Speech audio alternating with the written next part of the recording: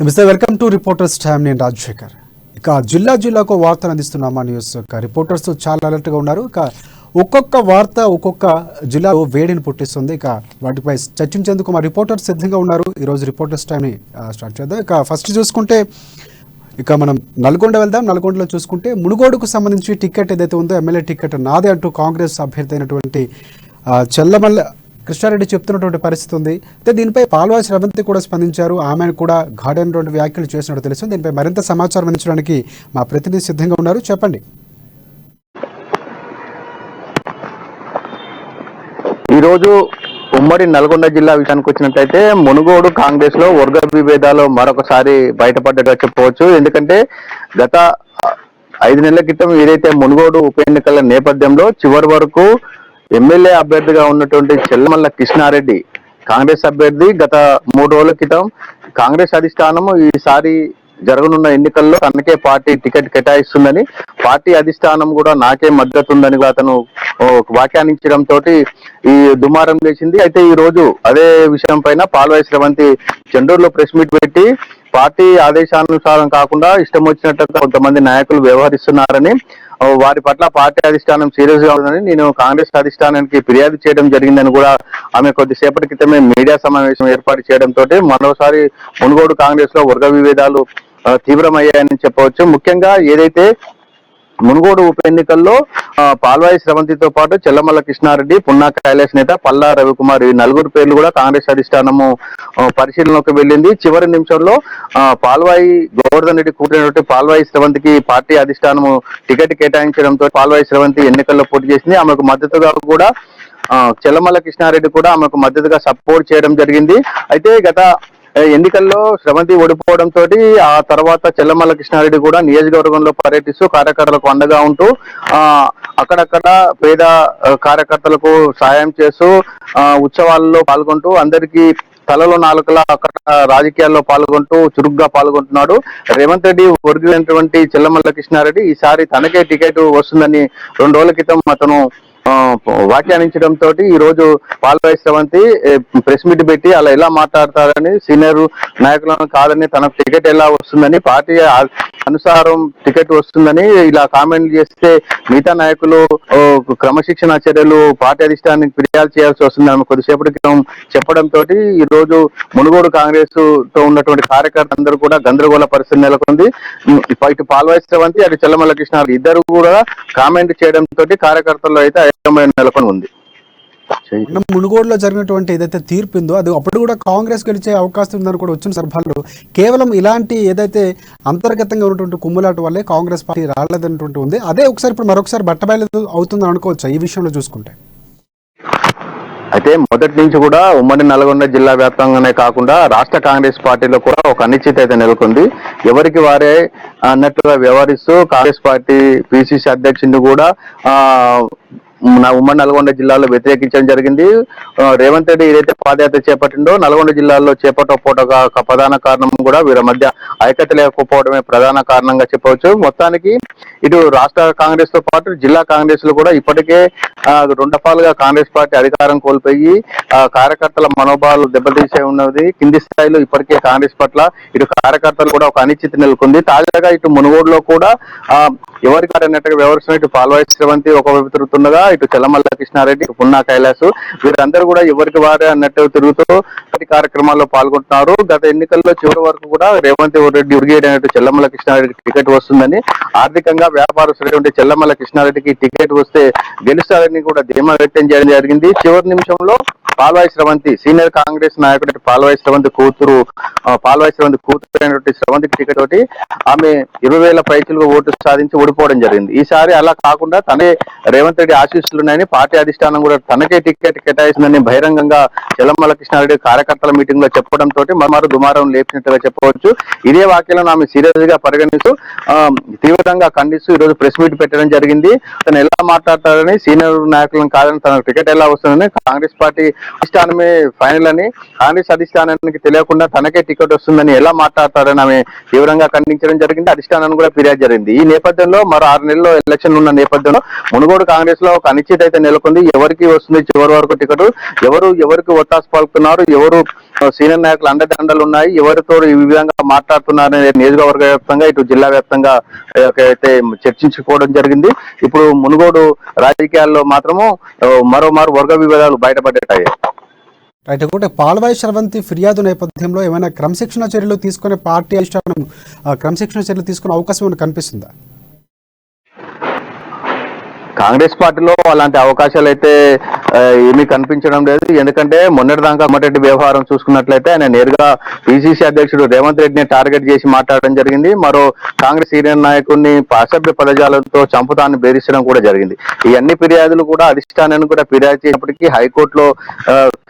హైకోర్టుకు వెళ్ళినప్పటికీ police station కేసులు పెట్టుకున్నప్పటికీ ఇప్పటివరకు కూడా ఎలాంటి క్రమశిక్షణ చర్యలు తీసుకోలేదు. ఇకట్లగా ఈ యొక్క రేవంత్ రెడ్డి ఒరిగడి అంటే చెల్లమల్ల కృష్ణారెడ్డి ఈ విధమైన కామెంట్ పట్ల శ్రవంతి అధిష్టానానికి ఫిర్యాదు చేసినప్పటికి కూడా కాంగ్రెస్ పార్టీలో వెంటనే చర్యల అవకాశాలు అయితే ఉండకపోవచ్చు. ఈ కాంగ్రెస్ పార్టీ చివరి వరకు ఆచిచూచి వ్యవహరిస్తుంది. చివరి వరకు కూడా ఎవరిపైన చర్యలు తీసుకోకుండా నానబెట్టే ధోరణి అయితే కాంగ్రెస్ పార్టీలో ఉంది. దాన్ని బట్టి ఇటు కాంగ్రెస్ నాయకులు అందరూ కూడా ఎవరికి వారు ఇష్టం ఉంటుగా మాట్లాడటం జరుగుతుంది.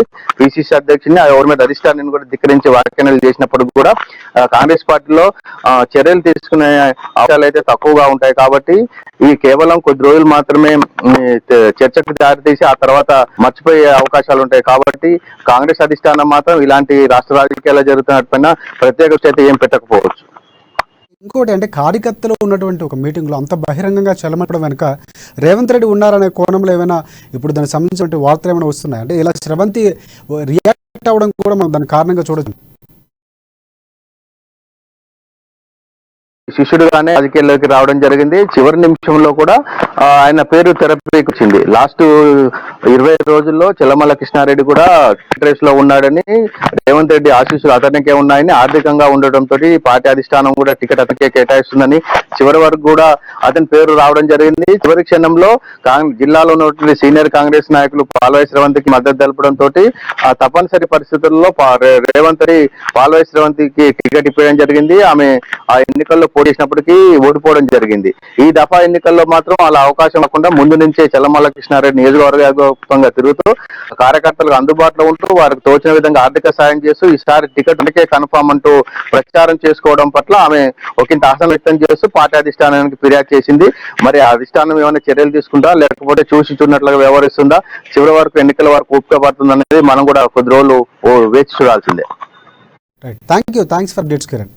రైట్. మనం ఇప్పుడు నైట్ మన హరీష్ సిద్ధంగా ఉన్నారు. మనకి ఏదైతే టీఎస్పీఎస్సీకి సంబంధించినటువంటి కుట్రలు ఇవన్నీ జరుగుతున్న ఒక కోణంలో మనకి రేవంత్ రెడ్డి హాట్ టాపిక్ అయితే ఇప్పుడు తాజాగా రేవంత్ రెడ్డి చేసినటువంటి కామెంట్స్ కేసీఆర్పై ఇప్పుడు దుమారం రేపుతున్నటువంటి పరిస్థితి కనిపిస్తుంది. కేసీఆర్ మోడల్ అనేది దేశానికి ప్రమాదం అంటూ ఒక ఘాటైన వ్యాఖ్యలు చేశారు. కర్ణాటకలో కాంగ్రెస్ను అస్థిరపరచాలని కూడా చూస్తున్నట్లు ఆయన వ్యాఖ్యానించడం జరిగింది. దీనిపై మరింత సమాచారం అందించడానికి మా హైదరాబాద్ ప్రతినిధి హరీష్ సిద్ధంగా ఉన్నారు. హరీష్, చెప్పండి. శేఖర్, ఏదైతే టీపీసీసీ అధ్యక్షుడు రేవంత్ రెడ్డి ఏదైతే సీఎం కేసీఆర్ పైన చేసిన వ్యాఖ్యలు తీవ్ర స్థాయిలో దుమారం రేతుందని చెప్పొచ్చు.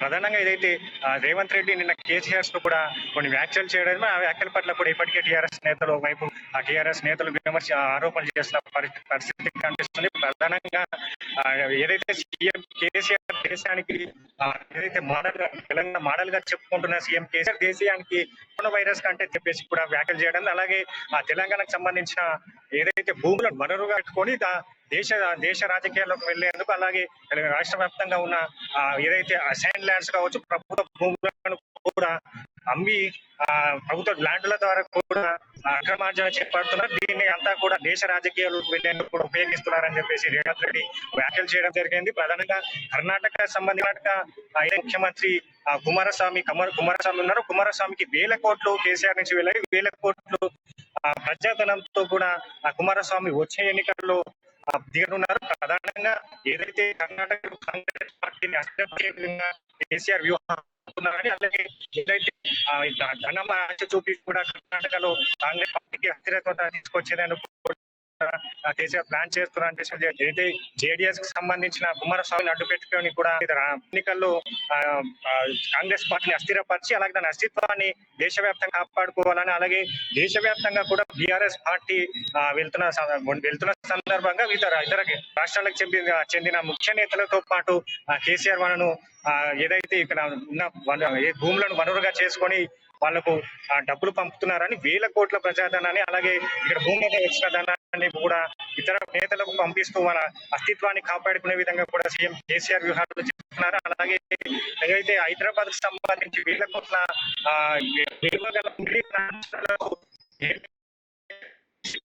భూమి వేలకు లీజు ఇచ్చారు. ఈ లీజులు దీనిపై కూడా అధికారులు ఎలాంటి పర్మిషన్ ఆదేశాలు లేకుండా ఆదేశాలకు వ్యతిరేకంగా కూడా చేస్తున్నారు. ఇందులో భాగంగా తన దగ్గర ఉన్న అంచనాలకి ఈ భూమి కట్టబెట్టారు. ఇలాగే రాష్ట్ర వ్యాప్తంగా ఉన్న ప్రభుత్వ భూములు కావచ్చు, అలాగే మిగతా ఏదైతే ల్యాండ్స్ కావచ్చు, ఇవన్నిటిని కూడా కేసీఆర్ కుటుంబాల పక్కన దారదత్త చేస్తున్నారు. ప్రధానంగా దేశ రాజకీయాలకు వెళ్లేందుకు కేసీఆర్ ఇతర రాష్ట్రాలకు చెందిన ముఖ్య నేతలు కావచ్చు, అలాగే జేడీఎస్ ను అడ్డుపెట్టుకొని కూడా దేశవ్యాప్తంగా రాజకీయాలు బీఆర్ఎస్ పార్టీ వెళ్లాలని చూస్తుంది.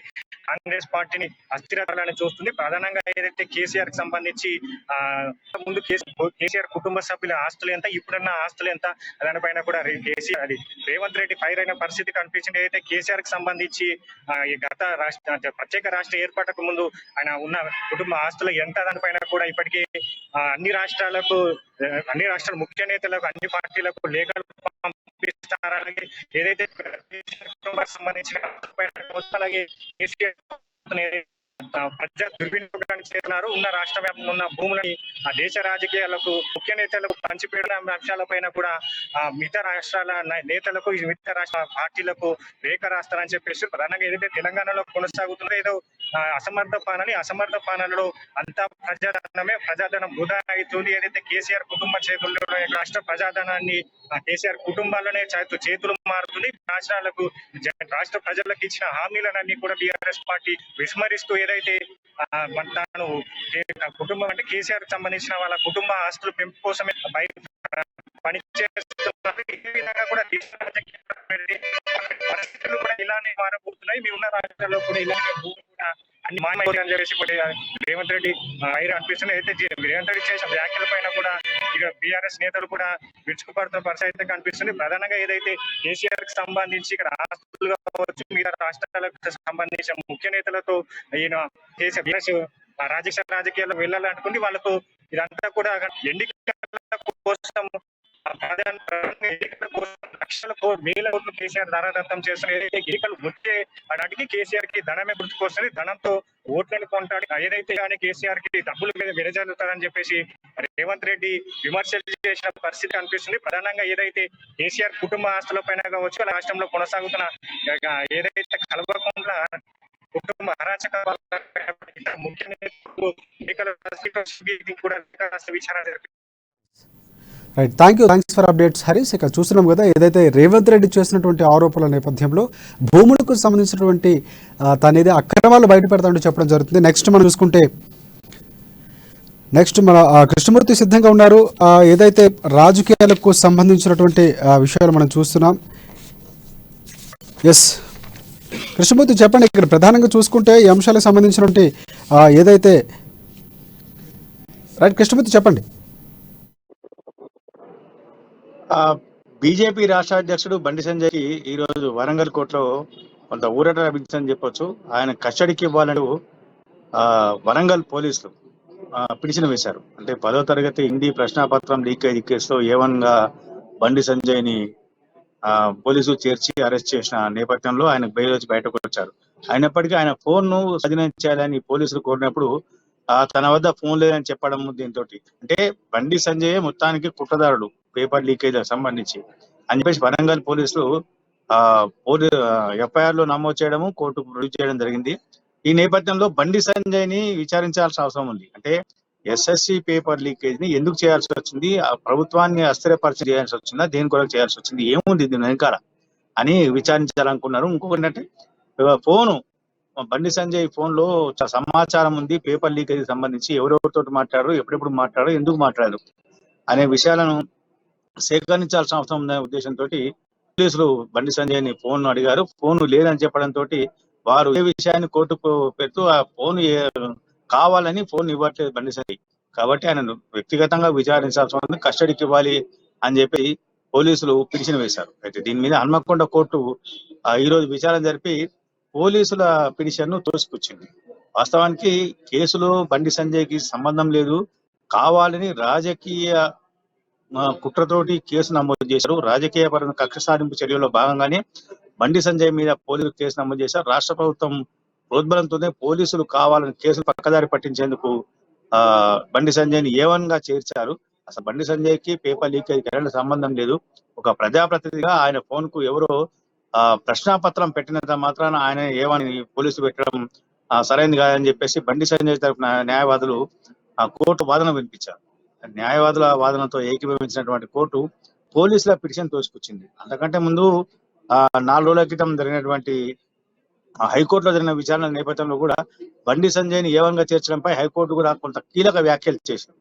పబ్లిక్ డొమైన్ లో ప్రశ్నాపత్రం వచ్చిన తర్వాత ఒక ప్రజాప్రతినిధి చేరింది. ఆ నేపథ్యంలో ఎలా A1 గా చేస్తారు, ఇంకా మీ దగ్గర ఏం ఆధారాలు ఉన్నాయి అంటే కేవలం సెల్ ఫోన్ లో వాట్సాప్ లో వచ్చిన క్వశ్చన్ పేపర్ ఆధారంగానే చేశారా, మిగతా మీ దగ్గర ఏం సంబంధం ఏమున్నాయి ఆధారం అని చెప్పేసి హైకోర్టు ప్రశ్నించినప్పుడు ప్రభుత్వం తరఫున ఏజీ తమ వద్ద చాలా ఆధారాలు ఉన్నాయని చెప్పారు. అయినప్పటికీ వాటిని ప్రొడ్యూస్ చేయలేకపోయారు. అయితే ఫోన్ ఇవ్వట్లేదని చెప్పారు. అయితే బండి సంజయ్ మాత్రం ఫోను ఎవరో పోలీసులు తనను అరెస్ట్ చేసేటప్పుడే పోలీసులు తీసుకున్నట్టు నాకు అనుమానం ఉంది అని చెప్పేసి వరంగల్ 2 టౌన్ పోలీస్ స్టేషన్ లో నిన్న కాంప్లైంట్ కూడా చేశారు. దీని మీద అటు కరీంనగర్ 2 టౌన్ పోలీస్ స్టేషన్ లో కంప్లైంట్ చేశారు. కరీంనగర్ 2 టౌన్ పోలీస్ స్టేషన్ లో కేసు నమోదైంది, FIR కూడా నమోదు చేశారు. ఇటు కరీంనగర్ పోలీసులు ఫోన్ కోసం వెళ్తుంటే వరంగల్ పోలీసులు ఫోన్ కావాలని చెప్పేసి కోర్టుకు వెళ్ళడం. అంటే ఈ 2 జిల్లాలలో ఒక వాళ్ళు కావాలని బండి సంజయ్ ఇబ్బంది పెట్టేందుకు చేస్తున్నారని చెప్పేసి బీజేపీ శ్రేణులు ఆరోపిస్తున్నాయి. మొత్తంగా చూస్తే ఈ రోజు వరంగల్ కోర్టులో రావడం అంటే బండి సంజయ్ కి ఇప్పటికే బెయిల్ వచ్చింది, ఆయన బయట ఉన్నారు. వీరి కేసులో అంటే మొత్తంగా 5గురిని SSC పేపర్ లీకేజ్ కేసులో 5గురు ముద్దాలు చేర్చినటువంటి పోలీసులు 4గురిని అరెస్ట్ చేశారు. దాంట్లో A1 గా మా బండి సంజయ్ కూడా మిగతా 3గురికి ఈ రోజు బెయిల్ కూడా వచ్చింది. ఒకరు మైనర్ కాబట్టి పోలీసులు ఆ మైనర్ ని ఇంకా అరెస్ట్ చేయలేదు, అతని అరెస్ట్ ను చూపించలేదు. అంటే మైనర్ కాబట్టి జ్యువెనల్ యాక్ట్ ప్రకారంగా ఆ మైనర్ మీద చర్యలు తీసుకోవడానికి కొంత సమయం పడుతుంది కాబట్టి పోలీసులు ఆగారు. అంటే మీ Bandi Sanjay petition Bandi Sanjay custody కొట్టేసినట్టు తోసిపుచ్చినటువంటి Hanamkonda court మిగతా 3 బెయిల్ ఇచ్చింది. వారు కొద్దిసేపట్లో విడుదలయ్యే అవకాశం ఉన్నాయి. మొత్తంగా చూస్తే బండి సంజయ్ కి SSC పేపర్ లీకేజీ విషయంలో ఈ రోజు హన్మకొండ కోర్టులో కొంత ఊరట లభించాలని చెప్పుకోవచ్చు. రాజశేఖర్,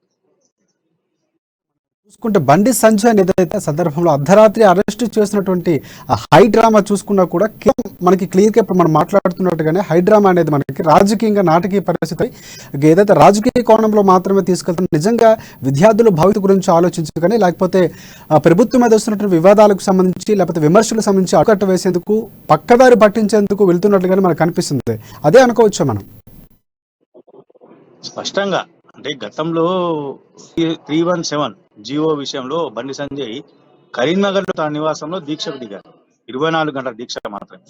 ఆ దీక్షను చేసేందుకు అప్పటి వరంగల్ కమిషనర్ తో సహా పోలీసులు నానా బీభత్సం సృష్టించారు.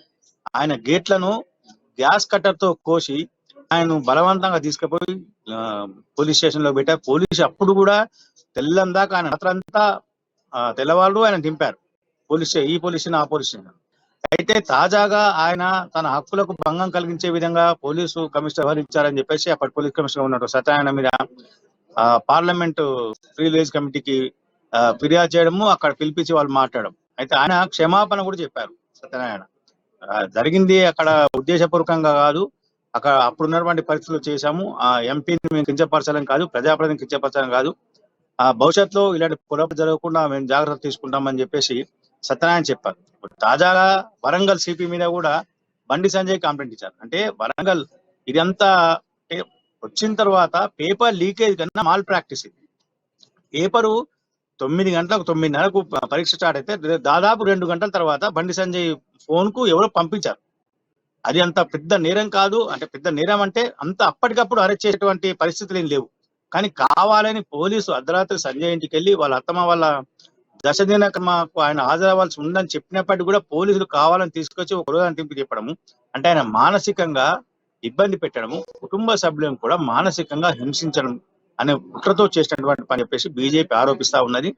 కోర్టులు కూడా ఇదే విషయాన్ని అర్ధరాత్రి అరెస్ట్ చేయాల్సిన అవసరం ఏముంది అని చెప్పి హైకోర్టు కూడా ప్రశ్నించాల్సిన పరిస్థితి వచ్చింది.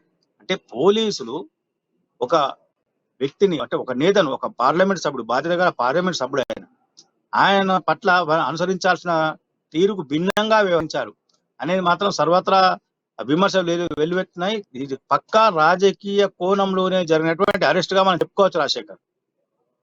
ఆటకి పరిస్థితి ఇందాక మనం చెప్పుకున్నా, కనీసం ఆయన వేసుకున్న డ్రెస్ కూడా మార్చకుండా అప్పటికప్పుడే హడావిడి చేసి కనీసం నోటీస్ కూడా ఇవ్వకుండా తీసుకెళ్లిన పరిస్థితి. ఇప్పుడు అదంతా హైడ్రామాకి ఈ రోజు ఏదైతే డిస్మిస్ కోర్టుకు సంబంధించినటువంటి కస్టడీ పిటిషన్ చేయడం కూడా బీజేపీ వేసినటువంటి ఏదైతే డైవర్ట్ చేసినట్టు, అంటే ప్రధానంగా చూసాం, మనం ఆరోపించినటువంటి సందర్భాలుగా చూసాం, మోదీ వస్తున్నటువంటి రాకను ఆపేందుకు లేకపోతే భయభ్రాంతులకు గురి చేసేందుకు రాజకీయంగా ఏదో కౌంటరిమైనటువంటి ప్రయత్నాలు బీఆర్ఎస్ చేసిందని కూడా ఆరోపణలు కూడా మనం వినిపించాయి. వీటన్నీ కూడా ఇప్పుడు ఈరోజు ఈ తీర్పు కూడా ఒక బీజేపీకి ఒక బలం చేకూరిందని అనుకోవచ్చు ఈ కేసుకు సంబంధించినటువంటి.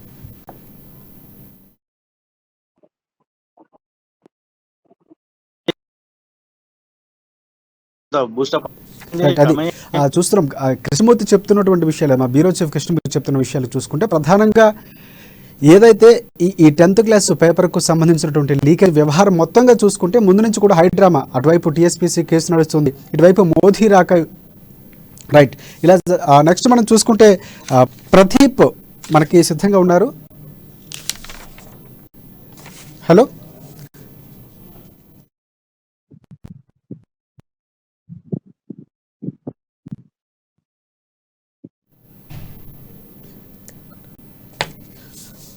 రైట్, మహబూబ్ నగర్ వెళ్దాం. మనం మహబూబ్ నగర్ వెళ్తే అక్కడ రాజకీయంగా జూపల్లి కృష్ణారావు చేసినటువంటి కామెంట్స్, ఆయన సస్పెండ్ చేయడం, ఇవన్నీ వ్యవహారం మనకు తెలిసిందే. రసవత్రంగా జరిగినటువంటి కొల్లాపూర్ రాజకీయానికి సంబంధించినటువంటి మరింత సమాచారం అందించడానికి, ఆత్మీయ సమ్మేళనంలో జరిగినటువంటి సంబంధించినటువంటి విషయాలు అందించడానికి మా ప్రతినిధి ప్రదీప్ సిద్ధంగా ఉన్నారు. ప్రదీప్ చెప్పండి.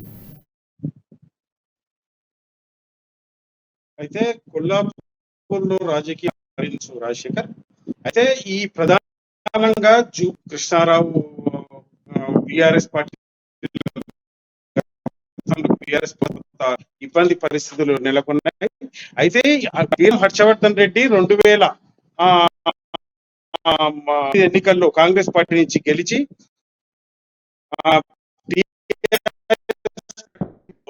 కృష్ణారావు బిఆర్ఎస్ పార్టీ కొంత పెట్టినట్టు మనం చెప్పొచ్చు. అయితే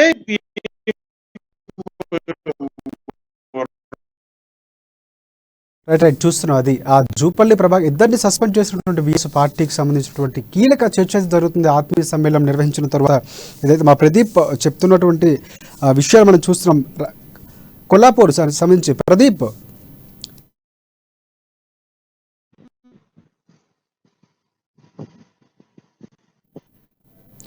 రైట్, రసవత్రంగా మారిందని చెప్పుకోవచ్చు. ఏదైనప్పటికీ కూడా పూర్తిగా ఎంఎస్ఆర్ ఫోటోస్కు సంబంధించినటువంటి విషయాలకు కానీ, లేకపోతే వైఎస్ఆర్ ఫోన్ ఉంది, ఇలాంటి వ్యాఖ్యలు చేసినప్పుడు తను ఏదైతే సస్పెండ్ చేయడం కూడా పార్టీకి నష్టమే ఉంటుంది తప్ప తనకేమీ ఉండదని కూడా చెప్పడం జరుగుతుంది. అంటే తను వ్యాఖ్యలు చేశారు, ఒకవేళ ఉంటే నష్టం బీఆర్ఎస్కి ఉంటుంది తప్ప తనకు ఎలాంటి నష్టం లేదు అని. అయితే ఈ నేపథ్యంలో ఏ పార్టీలో చేరబోతున్నారు జూపల్లి కృష్ణారావు అనేటువంటి ఒక సందిగ్ధత కార్యకర్తలు ఉంది. కార్యకర్తలు కూడా తన వెంటే ఉంటామని కూడా చెప్పడం కూడా జరుగుతుంది. మొత్తానికి తాను అడిగినటువంటి ప్రశ్నలకు సమాధానం చెప్పలేదు, అందుకే తనని సస్పెండ్ చేశారు. ఇలాంటి వ్యాఖ్యలకు సమాధానం చెప్పలేకపోవడమే కారణంగా తను చెప్తున్న పరిస్థితి కనిపిస్తుంది. ఏదైనప్పటికీ కూడా పూర్తి రాజకీయాలు అనేవి మాత్రం మారుతున్నాయి. ఇద్దరిని సస్పెండ్ చేయడం ఒక ఎత్తు, బీఆర్ఎస్కి సంబంధించినటువంటి రైట్. మనం మళ్ళీ చర్చను కొనసాగిద్దాం. ఆదిలాబాద్ వెళ్దాం. ఆదిలాబాద్లో కంది శ్రీనివాసరెడ్డి ప్రజాసేవ నాయకుడిగా ముందుకు వెళ్తున్నారు.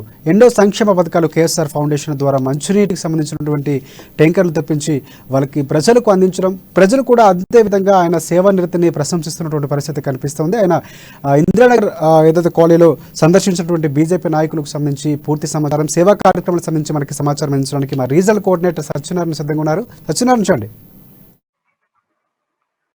Thank you Rajasekhar.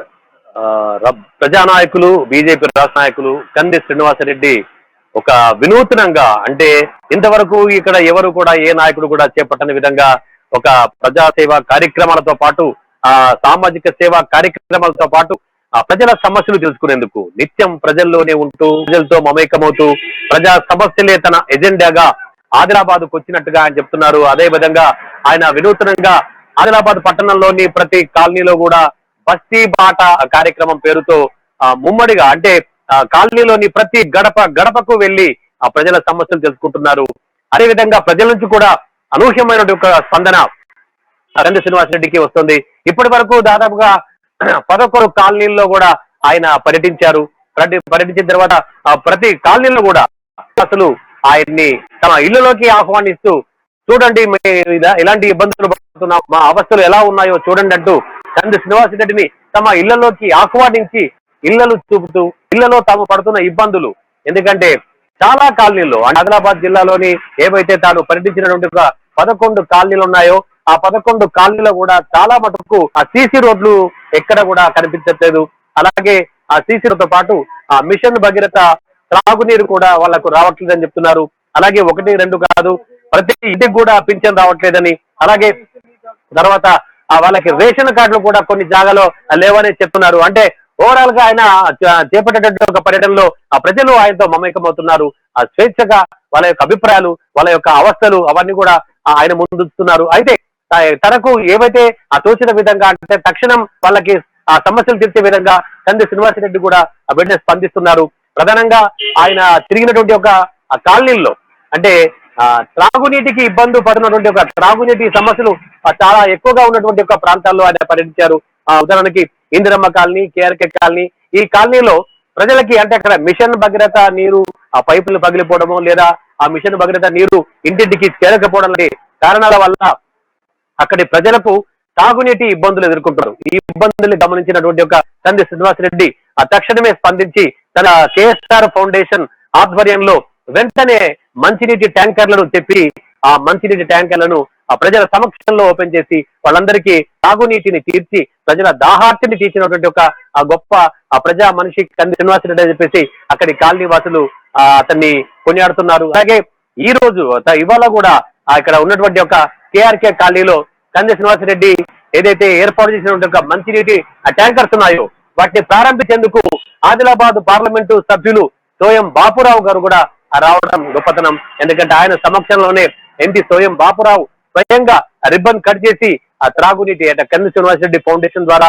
ఏర్పాటు చేసినటువంటి యొక్క త్రాగునీటి ట్యాంకర్స్ ఉన్నాయో వాటిని ప్రారంభించి ప్రజలకు తాగునీటిని విడుదల చేశారు. అక్కడ ఉన్నటువంటి వాళ్ళందరూ కూడా చేతులెత్తి మొక్కారు. అంటే ఇప్పటి వరకు మా సమస్యల్ని ఎవరి ముందుంచినా కూడా అందరూ తల ఊపిపోవడం తప్ప ఎవరు తమ సమస్యల్ని పట్టించుకోవడం కానీ తమ సమస్యల్ని తెలిసినవంటి కానీ చేయలేదని చెప్తున్నారు. మొట్టమొదటిసారిగా కంది శ్రీనివాసరెడ్డి తమ సమస్యల్ని సావధానంగా విని అవన్నీ విని తనకు తోచిన విధంగా సంబంధిస్తున్నటువంటి కంది శ్రీనివాసరెడ్డి వెంటే మేము ఉంటామని చెప్పేసి అక్కడి ప్రజలు చెప్తున్నారు. ఇది ఒక్కడే కాదు, ఆయన సామాజిక సేవలు అంటే ఆల్రెడీ ఇక్కడ ఉన్నటువంటి ప్రజలు ఆపద సమయాల్లో ప్రాణదాత ఆకలి తీర్చే అన్నదాత అంటూ ఇక్కడి వాళ్ళు కంది శ్రీనివాసరెడ్డిని పొగుడుతున్నారు. ముఖ్యంగా ప్రధానంగా ఇవాళ మరొక పని కూడా ఏంటంటే ఇక్కడ ఆదిత్యనగర్ కాలనీలో ఆయన ఏదైతే బస్తీ బాట చేపట్టినటువంటి ఒక సమయంలో అక్కడ బస్తీ బాటలో ఆదిత్యనగర్ కాలనీలో ఉన్నటువంటి ఒక ప్రాథమిక పాఠశాలలో 90 మంది విద్యార్థులు ఉంటున్నారు. అక్కడ ఉన్నటువంటి ఒక పాఠశాల ఏదైతుందో అది ప్రభుత్వ పాఠశాల అయినప్పటికీ కూడా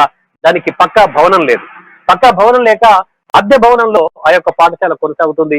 ఈ విషయాన్ని కూడా బస్తీ బాటలో ప్రజలు తర్వాత పోషకులు పేరెంట్స్ అందరూ కూడా ఆయన ముందుకు తెచ్చినప్పుడు తక్షణమే అక్కడ విద్యార్థులతో కానీ అక్కడ ఉన్నటువంటి ఒక ఉపాధ్యాయులతో ఆయన తక్షణమే స్పందించి ఏదైతే ఈ యొక్క అద్దె ఉందో అంటే కిరాయి ఉందో ఆ సంవత్సరం పాటు ఆ పాఠశాలకి తాను అద్దె చెల్లిస్తానని అక్కడ ఉన్నటువంటి ఒక పేరెంట్స్ కి ఉపాధ్యాయులకి హామీ ఇచ్చారు.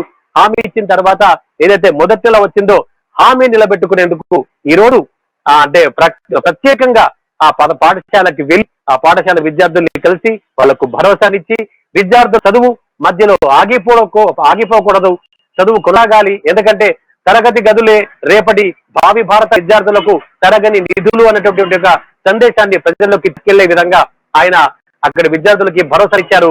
మొదటి నెల యొక్క అద్దె వాళ్ళకి చెల్లించారు. అలాగే మిగతా 11 నెలలు కూడా స్వయంగా అద్దె చెల్లిస్తానని వాళ్ళకి హామీ ఇచ్చారు. ఇలా 1, 2 కాదు అంటే గత ఆయన కంది శ్రీనివాసరెడ్డి ఎప్పుడైతే ఆదిలాబాద్ పట్టణానికి అమెరికా నుంచి వచ్చిన తర్వాత కూడా కేఎస్ఆర్ రైట్. ఇంకొకటి మనకి చూసుకుంటే సత్యనారాయణ, ప్రధానంగా చూసుకుంటే అంటే రాజకీయ నాయకులు అనేవాళ్ళు ప్రజలు అంటే ఓటర్లు ఎక్కడ ఉంటారో అక్కడికే వెళ్ళి వారిని ప్రసన్నం చేసుకోవడానికి వివిధ రకాలుగా ప్రయత్నం చేస్తున్నారు. కానీ ఇక్కడ మాత్రం చూసుకుంటే భవిష్యత్తు వసతులు అంటే మౌలికంగా కావాల్సిన రేపటి తరానికి భవిష్యత్తు విద్యార్థులు కాబట్టి విద్యార్థుల భవిష్యత్తు ఎలా ఉంది, వారి యొక్క ప్రాథమికంగా జరుగుతున్నటువంటి విద్య కానీ వారికి ఉన్నటువంటి వసతులు కానీ తీసుకునే ప్రయత్నం చేయడం కూడా అభినందించదగినటువంటి విషయం అని చెప్పవచ్చు. దానికి సంబంధించినటువంటి అక్కడున్న ప్రజలు కానీ ఏ విధంగా స్పందిస్తున్నారు, దానికి సంబంధించిన సంసారం ఏంటి?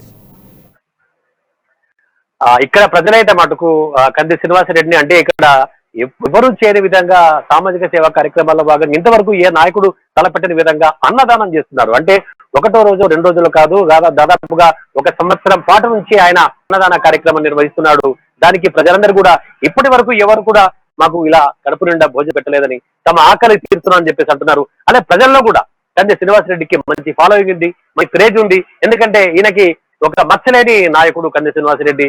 తను ఏదైతే అభివృద్ధి అంటే ఆదిలాబాద్ అభివృద్ధి కోసమే తాను వచ్చానని, ఆదిలాబాద్ సంక్షేమమే తనకు లక్ష్యం అని చెప్పేసి అమెరికాలోని విలాసవంతమైనటువంటి ఒక జీవితాన్ని వదులుకొని వచ్చి తమ కోసం వచ్చినట్టుగా ప్రజలు భావిస్తున్నారు. కాబట్టి ఆయన వెంటే ప్రజలు నడుస్తున్నారు. ఆయన ఎక్కడికి వెళ్ళినా కూడా జనం బ్రహ్మరథం పడుతున్నారు, ఘనంగా స్వాగతిస్తారు, తమ సమస్యలు చెప్పుకుంటున్నారు. తమ సమస్యలు తీర్చే అసలు స్థితి నాయకుడు కంది శ్రీనివాసరెడ్డి అనేటువంటి ఒక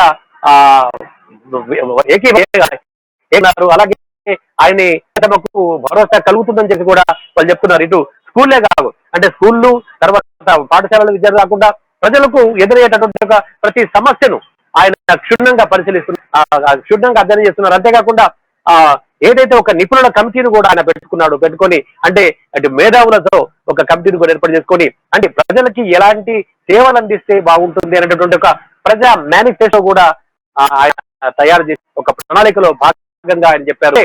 ఒక మంచి సేవాభావంతో ఆయన ముందుకొచ్చారు కాబట్టి కూడా ప్రజలు ఆయనకు మద్దతు తెలుపుతున్నారు. Rajasekhar, thanks for updates Satyanarayana. ఇక మనం నెక్స్ట్ మెదక్ వెళ్దాం. మెదక్లో చూసుకుంటే సంగారెడ్డిలో సురభి ల్యాబొరేటరీ కెమికల్ ఒక కంపెనీ నిర్మిస్తుంది. దానికి సంబంధించినటువంటి అక్కడ ప్రజలు వ్యతిరేకత చూపిస్తున్నటువంటి పరిస్థితి, దానివల్ల ఆరోగ్యం క్షీణిస్తుందని, మా యొక్క జీవితాలు పాడైపోతుంటూ కూడా చెప్తున్నటువంటి పరిస్థితి. 4 రోజులుగా వంట వార్పు కార్యక్రమాన్ని కూడా నిర్వహించారు. దీనికి సంబంధించి మరింత సమాచారం అందించడానికి మా ప్రతినిధి సునీల్ సిద్ధంగా ఉన్నారు. సునీల్, చెప్పండి.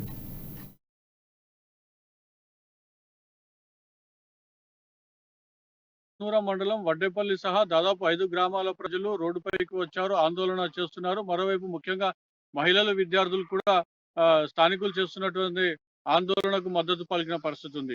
అయితే అత్నూరా మండలంలోని వడ్డేపల్లి శివార్లో నూతనంగా కెమికల్ పరిశ్రమ ఏర్పాటు చేస్తున్నారు ప్రైవేట్ వ్యక్తులు. దీనికి సంబంధించి తమ గ్రామాలు అదేవిధంగా తమ పంట పొలాలు కూడా పూర్తిగా నాశనం అవుతాయి, తాగునీటి కలుషితం కూడా జరుగుతుందని చెప్పి గ్రామస్తులు ఆందోళన వ్యక్తం చేస్తున్నారు. పరిశ్రమకు వ్యతిరేకంగా వారు పెద్ద ఎత్తున ఆందోళన చేస్తున్నారు. సుమారు 5 గ్రామాలకు చెందిన ప్రజలు రోడ్డుపైకి వచ్చి నిరసన వ్యక్తం చేస్తున్నారు. మరోవైపు వంట వార్పు కార్యక్రమం కూడా చేపట్టారు గ్రామస్తులు. ఇంత జరుగుతున్నా కూడా ప్రభుత్వం ఇలా ఎందుకు అనుమతి ఇచ్చిందని చెప్పి కూడా గ్రామస్తులు ప్రశ్నిస్తా ఉన్నారు. తమకు సంబంధించి భూమి కానీ లేదంటే తాగునీరు కలుషితమై తమకేదైనా జరిగితే ప్రభుత్వం బాధ్యత వహిస్తుందా, పరిశ్రమ బాధ్యత వహిస్తుందా అని చెప్పి కూడా గ్రామస్తులు ప్రశ్నిస్తా ఉన్నారు. కానీ పరిశ్రమకు సంబంధించిన పనులు మాత్రం చకచక జరిగిపోతా ఉన్నాయి. ఇందుకు సంబంధించి ప్రతిపక్ష పార్టీలు కూడా గ్రామస్తులకు మద్దతుగా నిలిచారు. ప్రభుత్వ పెద్దలు, ప్రభుత్వం పూర్తిగా అండగా ఉండడంతోనే ఇలాంటి కార్యక్రమాలు చేపడుతున్నట్లు కూడా కాంగ్రెస్ నాయకులు ఆరోపిస్తున్న పరిస్థితి ఉంది. మరోవైపు 5 గ్రామాలకు సంబంధించిన ప్రజలు ముక్త కంఠంతో పరిశ్రమ వద్దని చెప్తా ఉన్నారు. పరిశ్రమ తరలి వెళ్లే వరకు, పరిశ్రమ ఇక్కడ నుంచి నిర్మాణం ఆపేసే వరకు కూడా తాము విశ్రమించము, ఉద్యమిస్తామని చెప్తా ఉన్నారు. మరోవైపు వీరి ఉద్యమానికి విద్యార్థులు, మహిళలు కూడా మద్దతుగా నిలిచారని చెప్పవచ్చు.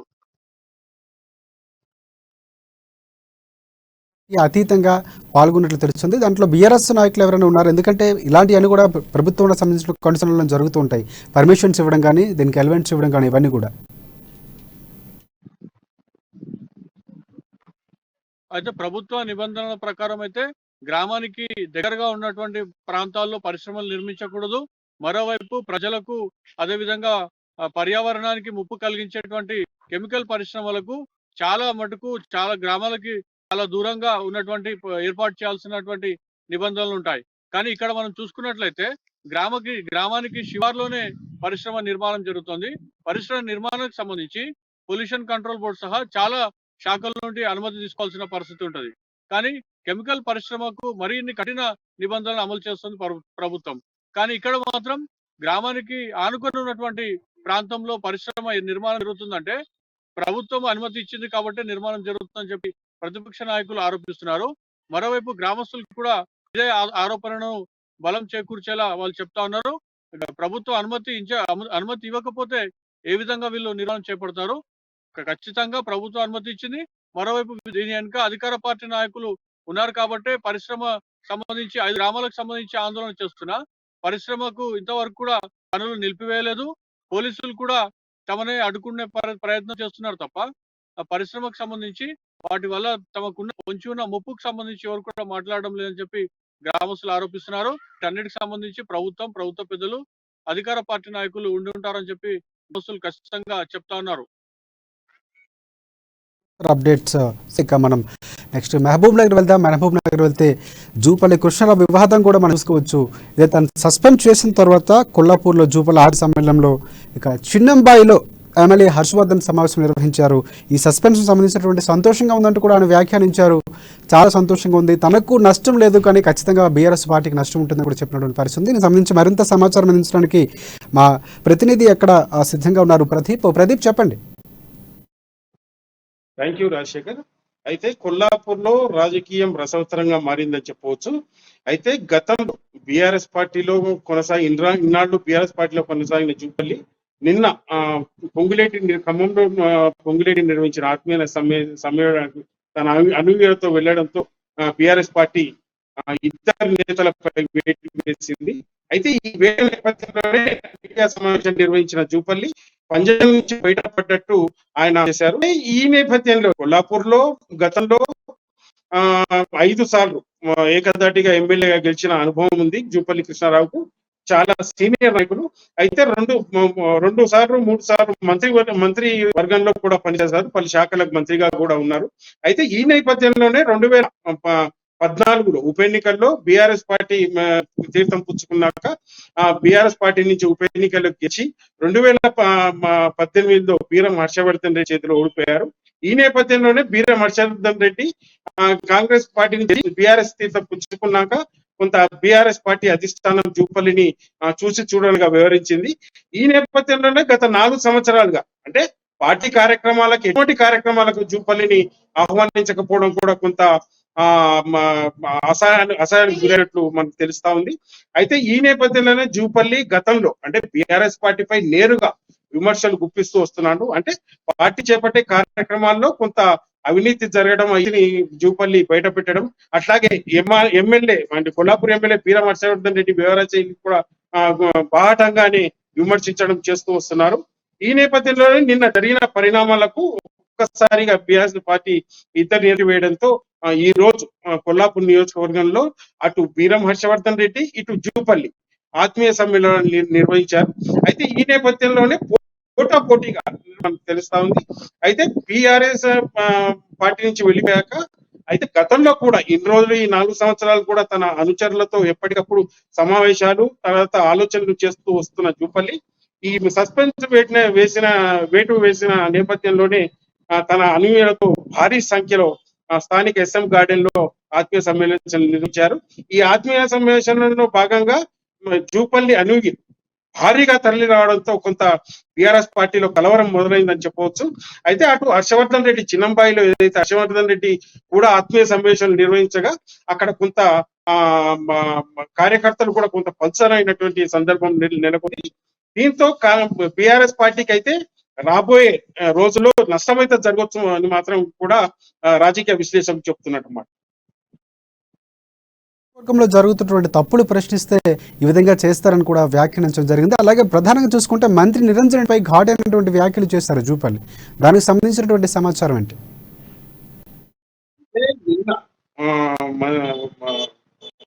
బీఆర్ఎస్ మంత్రి నిరంజన్ జూపల్లిపై పలు ఆరోపణలు చేశారు. అయితే పార్టీ వ్యతిరేక కార్యక్రమాలకు పాల్పడడంతో పాటు గతంలో జూపల్లి చేసిన తప్పులను కూడా ఎంచుతూ నిన్న బీఆర్ఎస్ పార్టీ హైదరాబాద్ లో ఈ జూపల్లిపై విమర్శించడం జరిగింది. ఈ నేపథ్యంలోనే మంత్రిపై కూడా జూపల్లి ఘాటైన విమర్శలు చేశారు. మీ పనితనం అంటూ నాకు తెలుసు అంటూ మీరు ఏమేమి చేశారో కూడా తనకు తెలుసు అంటూ నీలిచే మధ్య నీల మంత్రి కూడా అంటారని కూడా వాళ్ళు విమర్శలు చేశారు.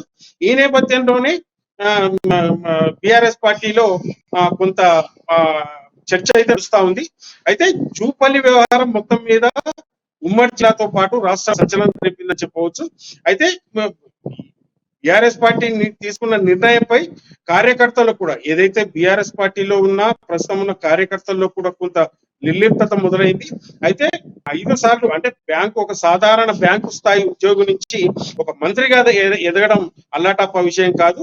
అయితే ఈ నేపథ్యంలో కొల్లాపూర్ నియోజకవర్గంలో కూడా ఎంతో కొంత అభివృద్ధి చేయడం జూపల్లికే చెల్లిందంటూ కూడా వీరం హర్షవర్ధన్ రెడ్డి అభివృద్ధి పక్కకు పెట్టి తాను ఎదుగుదలకు కూడా తన ఎదుగుదలకే ప్రాధాన్యం ఇస్తున్నారంటూ కూడా కొన్ని విమర్శలు అయితే వెల్లువెత్తుతున్నాయి.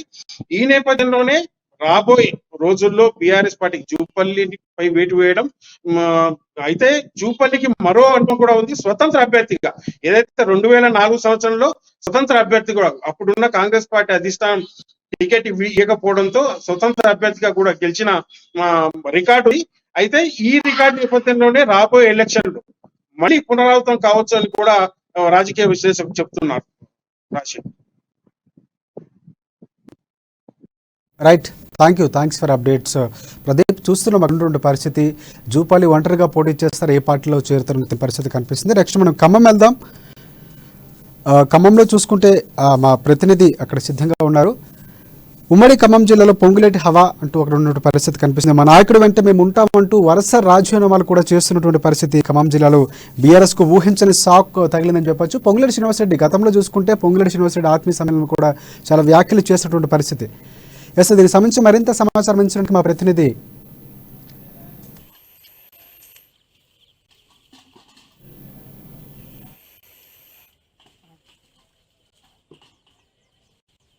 చూస్తున్నాం. పొంగులేటి శ్రీనివాసరెడ్డి వివాదం చూసుకుంటే ఫస్ట్ నుంచి కూడా ఎక్కడ కూడా చూసుకుంటే బీఆర్ఎస్కి ఆత్మీయ సమ్మేళనం నుంచి మొదలైనటువంటి రాజకీయ రగడ రాజుకుంటూ ఈరోజు సస్పెన్షన్ వరకు వెళ్ళేటువంటి పరిస్థితి కనిపిస్తుంది. పార్టీని బలోపేతం చేసిన వారికి సరైనటువంటి గుర్తింపు లేదంటూ కూడా ఆయన వ్యాఖ్యలు చేశారు. కార్యకర్తలు కూడా తన వెంటే ఉంటాము, తను ఏ పార్టీలో చేరితే ఆ పార్టీలోకి వెళ్తామని కూడా చెప్తున్నటువంటి పరిస్థితి కనిపిస్తుంది. ఆయన వెంటే నడుస్తామంటూ కూడా కాంగ్రెస్ పార్టీ నుంచి లేకపోతే మిగతా పార్టీ నుంచి ఆహ్వానం వస్తుందా, ఎక్కడికి వెళ్తారా ఏంటని ఒక సందిగ్ధం ఉన్నప్పుడు కూడా ఏ పార్టీలోకి వెళ్ళి ఆయన వెంట మేము ఉండమంటూ కూడా కార్యకర్తలు బలంగా చెప్తున్నటువంటి పరిస్థితి కనిపిస్తుంది. ఏదైనప్పుడు కూడా రాజకీయాలు మాత్రం హీట్ ఎక్కుతున్నాయి. బీఆర్ఎస్ పార్టీ నుంచి ఎంతో నమ్మకంగా బలంగా ఉన్నటువంటి నేతలు ఈరోజు బీఆర్ఎస్ దూరం చేసుకుంటుంది. పార్టీకి నష్టం లాభం అనేది మాత్రం బేరేజ్ వేసుకోవాల్సిన అవసరం ఉందని చెప్తున్నారు. వైపు నుంచి సస్పెండ్ చేయడం ప్రధానంగా చూసుకుంటే ఒక బలమైన లీడర్ని క్యాడర్ని బీఆర్ఎస్ మిస్ చేసుకుంటుంది అనే ప్రచారం అయితే వీళ్ళు ఏ పార్టీలోకి వెళ్తారు, వారికి ఎంత లబ్ధి చేకూరుతుంది అనేది మనం రెండో అంశంగా చూడవలసిన అవసరం అయితే ఖచ్చితంగా కనిపిస్తుంది. ఏదైనప్పటికీ కూడా రాజకీయాలు ఖచ్చితంగా ఆత్మీయ సమ్మేళనాలు అన్నవి పార్టీని పటిష్టతని అలాగే సంక్షేమ పథకాలు ప్రజల్లోకి తీసుకువెళ్తాయి, లేకపోతే పార్టీకి మరింత బలాన్ని చేకూరుస్తాయి అనుకున్నటువంటి పరిస్థితి. కానీ మొత్తానికి చూసుకుంటే అలకలు లేకపోతే ఉన్నటువంటి అసమ్మతి బయటకు వస్తుంది. వాళ్ళు ఏదైతే కార్యకర్తలకు సంబంధించి కానీ పూర్తిగా వ్యతిరేకత ఉన్నటువంటి పరిస్థితులు అయితే కొన్ని మనం నియోజకవర్గాలు చూస్తున్నాం. ప్రధానంగా ఇక్కడ పొంగులేటి శ్రీనివాసరెడ్డి విషయంలో కూడా చెప్పచ్చు.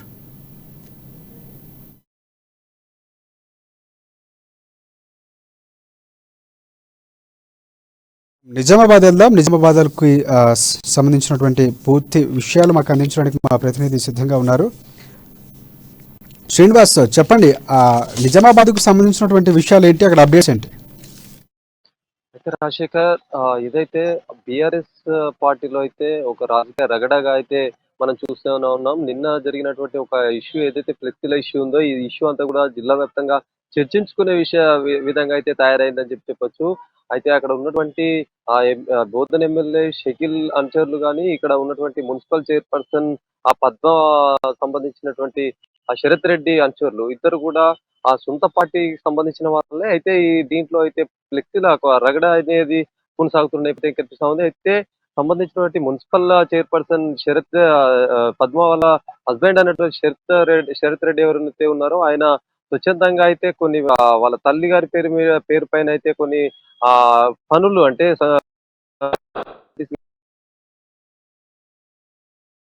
అయితే ఫ్లెక్సీలో కూడా బోధన్ పట్టణంలో అయితే వెలిసిన పరిస్థితి ఉంది. ఈ నేపథ్యంలో కూడా రాజకీయ రగడగా కొనసాగుతున్న నేపథ్యం కనిపిస్తా ఉంది. ఇక్కడ ఎమ్మెల్యే సంబంధించినటువంటి ఫొటోస్ ఫ్లెక్సీ పైన లేదని చెప్పేసి ఎమ్మెల్యే అనుచరులు కూడా దీనిపైన ఆగ్రహం వ్యక్తం చేసిన పరిస్థితి కనిపిస్తా ఉంది. తిరిగి గాలివానలా మారి ఇది పోలీస్ స్టేషన్ వరకు వెళ్ళిన పరిస్థితి, ఇక్కడ నుంచి అది మంత్రి స్థాయికి కూడా వెళ్ళిన పరిస్థితి అయితే ఇప్పుడు ఈ రోజు చోటు చేసుకున్న నేపథ్యం కనిపిస్తా ఉంది. గత 2 రోజులుగా అంటే నిన్న జరిగిన ఈ సంఘటన అయితే ఈ రోజు జిల్లా వ్యాప్తంగా కూడా చర్చనీయాంశమైన విషయంగా మనం చెప్పుకోవచ్చు.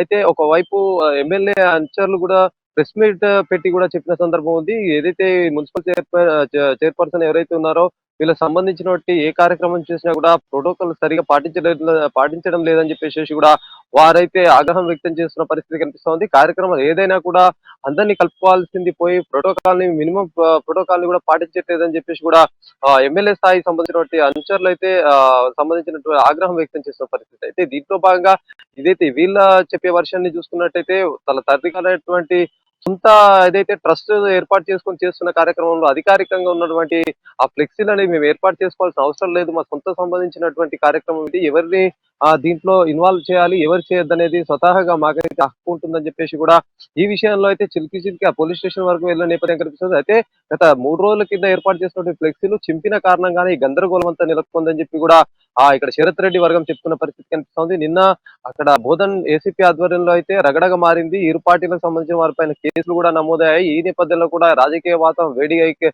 వేడిగా మారిందని చెప్పుకున్న పరిస్థితి అయితే ఏర్పడుతుంది. అయితే ఇది ఈ రోజుతోనే మొదలైంది కాదు, దాదాపుగా 2 సంవత్సరాల నుంచి కూడా ఇష్యూ కొనసాగుతున్నట్టుగా కూడా మనకు తెలుస్తా ఉంది. గతంలో చూసుకున్నటువంటి ఛత్రపతి శివాజీ మహారాజ్ విగ్రహం సంబంధించినటువంటి ఆ సమయంలోనే ఈ సంబంధించినటువంటి శరత్ రెడ్డి పైన కూడా కేసు అయినట్టుగా కూడా ఇదంతా కూడా ఎమ్మెల్యే అనుచరులు ఎమ్మెల్యే వర్గా చేపించిందని ఒక ఆరోపణ అయితే వాళ్ళు చెప్తున్న పరిస్థితి కనిపిస్తుంది. అక్కడ నుంచి మొదలైన ఈ గాలివాన కూడా ఇప్పుడు మరింత ముదిరినట్టుగా అయితే మనకు తెలుస్తా ఉంది. అయితే నిన్న ఏర్పడినటువంటి ఏదైతే విషయం ఉంది, ఇది మంత్రి వేముల ప్రశాంత్ రెడ్డి దృష్టికి కూడా వెళ్ళిన నేపథ్యం కనిపిస్తుంది. ఇదంతా ఏం జరుగుతుందని కూడా ఆసక్తిగా అయితే ఆ పార్టీకి సంబంధించిన వర్గీయులు కానీ ఇటు ప్రజలు కూడా ఎదురు చూస్తున్న పరిస్థితి కనిపిస్తా ఉంది.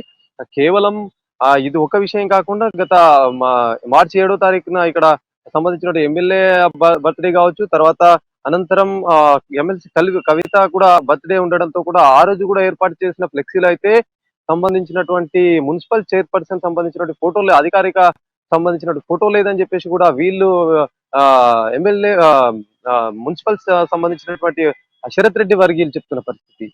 ఇది కూడా గతంలో అంటే నిన్న ఏర్పాటు చేసుకున్న అంటే కేవలం అదే అవన్నీ పక్కన పెడితే ఈ రోజు ఏర్పాటు చేసిన ఏదైతే రైతు కొనుగోలు సంబంధించిన కాటాలు అయితే ఏర్పాటు చేస్తున్నారో ఈ రోజు కూడా ప్రోటోకాల్ ప్రకారం అయితే మున్సిపల్ చైర్పర్సన్ సంబంధించినటువంటి ఫోటో ఉండాలి, ఆ ఫోటోను కూడా విస్మరించాలని చెప్పి వీళ్ళైతే ఆగ్రహం వ్యక్తం చేస్తున్న పరిస్థితి కనిపిస్తా ఉంది. కనీస గౌరవం ఇవ్వకుండా ప్రోటోకాల్ పాటించకుండా కూడా చేసినట్టుగా కూడా వీళ్ళు ఆరోపిస్తున్న పరిస్థితి కనిపిస్తా ఉంది. ఇది ఎక్కడ వరకు వెళ్తుందో వేచి చూడాల్సిన అంశం అయితే ఎంత ఉంది. సొంత పార్టీలోనే ఇట్లాంటి మొసలం కొనసాగుతున్న నేపథ్యంలో కూడా ఆ మంత్రి కల్పించుకొని దీన్ని మొత్తానికి పరిష్కరించే విధంగా అయితే చేస్తున్నట్టుగా మనకు తెలుస్తా ఉంది. Rajasekhar, thanks for updates Srinivas. ఇది ఇవాళ రిపోర్టర్స్ టైం. మరిన్ని అప్డేట్స్ కోసం చూస్తూనే ఉండండి అమా న్యూస్, నిజం కోసం జనం కోసం.